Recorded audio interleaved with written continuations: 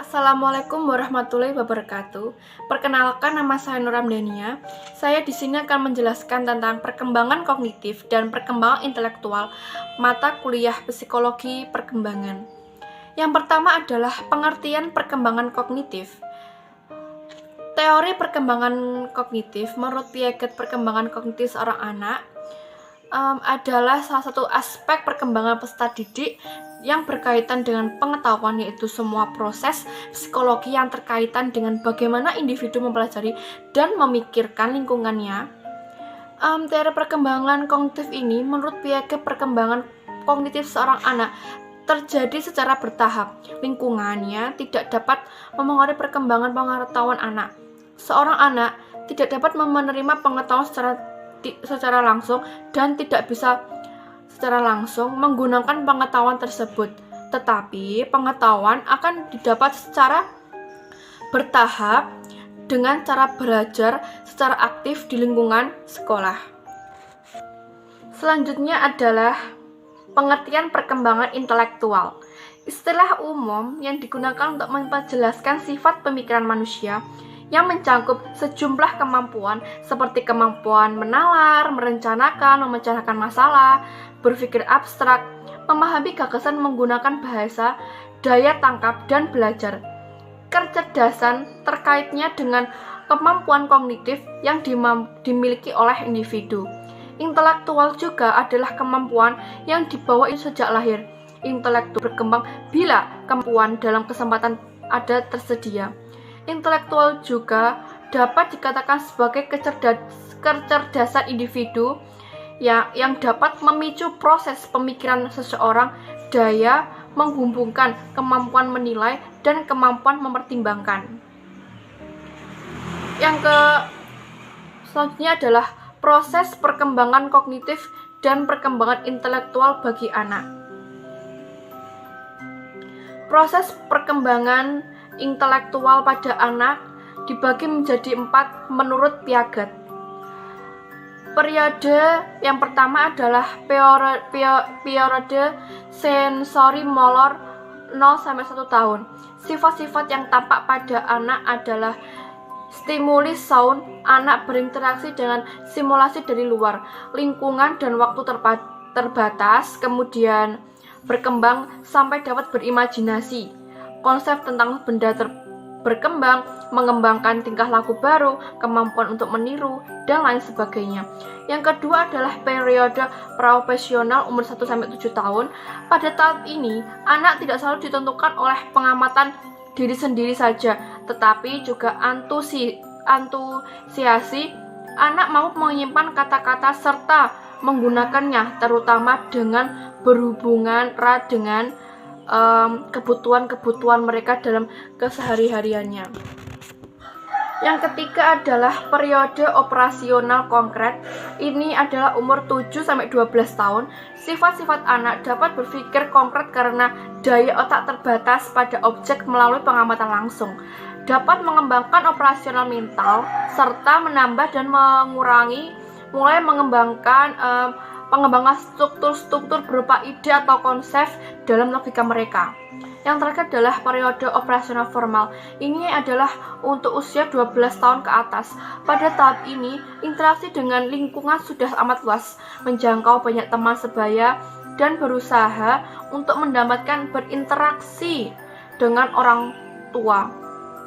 Yang kemudian adalah dalam proses pembahasan proses kognitif, itu alternatif proses pengembangan kognitif, yaitu pada teori dan tahap-tahap perkembangan yang dikemukakan oleh Piaget dan proses perkembangan kognitif oleh pakar psikologi perprosesan informasi. Yang pertama adalah teori perkembangan kognitif Piaget. Menurut ini meyakini bahwa seorang anak berkembang dari bayi sampai dia dewasa. Menurut teori Piaget, ini adalah setiap individu pada saat tumbuh dari bayi sampai baru dilahirkan sampai menjadi dewasa, ini memiliki perkembangan yang amat sangat luas. Yang pertama yaitu tahap sensori dari lahir sampai dia umur 2 tahun, praoperasional dari umur 2-7 tahun, terus tahap konkret operasional itu umur 7 sampai 11 tahun dan tahap operasional formal usia 11 sampai 11 tahun ke atas. Assalamualaikum warahmatullahi wabarakatuh. Saya di sini akan melanjutkan presentasi dari kelompok saya, yaitu tentang faktor-faktor perkembangan intelektual pada anak. Faktor tersebut disesuaikan dengan beberapa proses dan pengalaman. Proses penyesuaian skema dalam diri individu dengan pengalaman yang diperoleh dari lingkungan. Nah, selain akomodasi, ada juga yang dinamakan asimilasi. Tapi, asimilasi itu berbeda dengan akomodasi. Jika akomodasi prosesnya itu didapatkan dari luar, asimilasi prosesnya diperoleh dari dalam diri sendiri. Menurut Purwanto, ada 4 faktor yang mempengaruhi intelektual. Yang pertama, faktor keturunan atau dapat disebut dengan faktor genetik. Yang kedua, faktor gizi. Yang ketiga, faktor kebutuhan. Dan yang keempat adalah faktor kebebasan psikologi. Nah, yang pertama adalah faktor pembawaan atau faktor keturunan atau bisa disebut dengan faktor genetika. Nah, faktor itu ada sejak kita lahir karena sudah diwariskan oleh gen kedua orang tua kita, di mana yang lebih dominan akan terlihat. Nah, yang kedua adalah faktor gizi.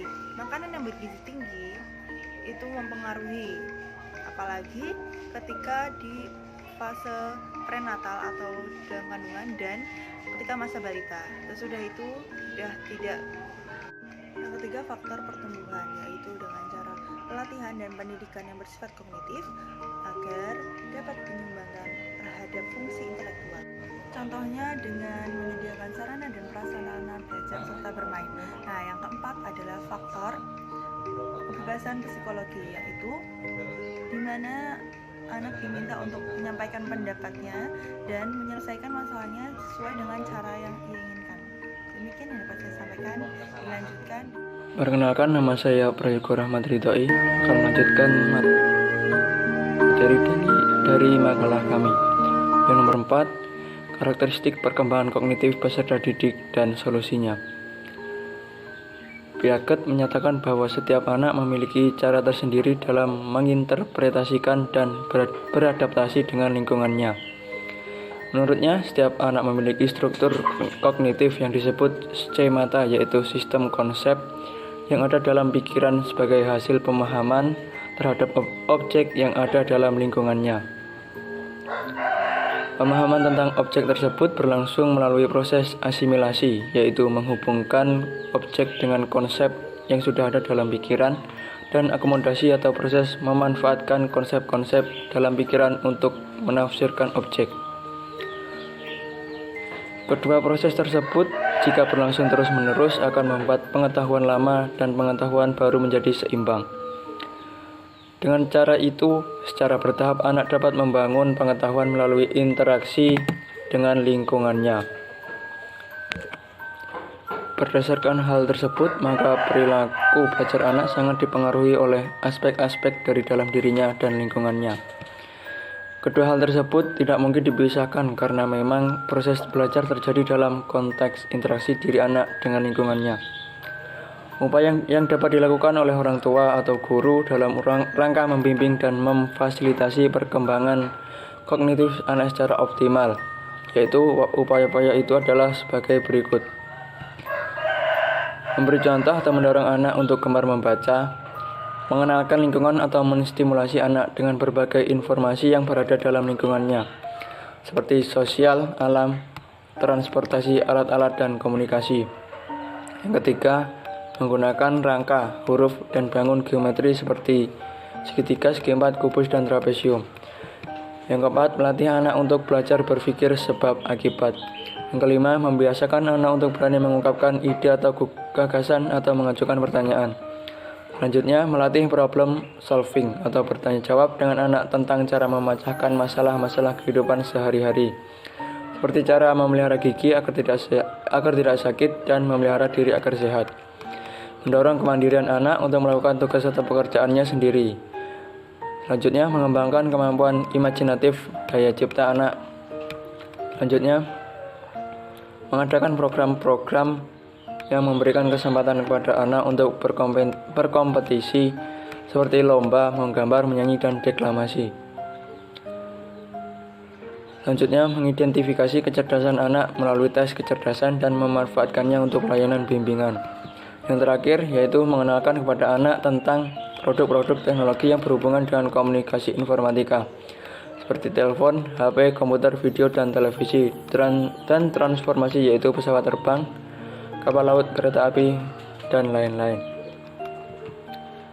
Cukup sekian presentasi dari kelompok kami. Apabila ada kurang lebihnya, kami mohon maaf yang sebesarnya.